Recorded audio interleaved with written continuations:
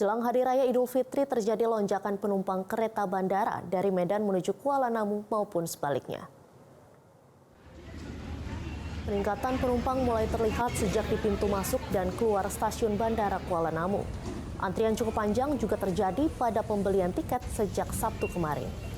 Humas Kereta Api Bandara Medan Kuala Namu, Sosyawan Surbakti mengatakan penumpang KAI Bandara Kuala Namu mengalami peningkatan 20 hingga 30% dari hari biasanya.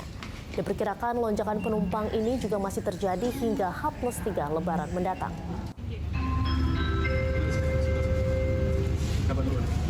Kalau di wilayah Medan, KA Bandara menyediakan ketersediaan bangku kurang lebih 322 seat, itu estimasi, dan perkiraan volume penumpang di KA Bandara itu kurang lebih 170.000. Berbeda dengan tahun 2023 yang berkisar 150.000 penumpang.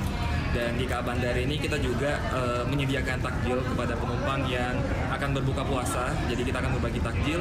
Dan selama angkutan lebaran di 2024, kami juga memberikan diskon 20% kepada penumpang yang akan menikmati mudik ceria, yaitu diskon 20% untuk KA Bandara Kuala Namu.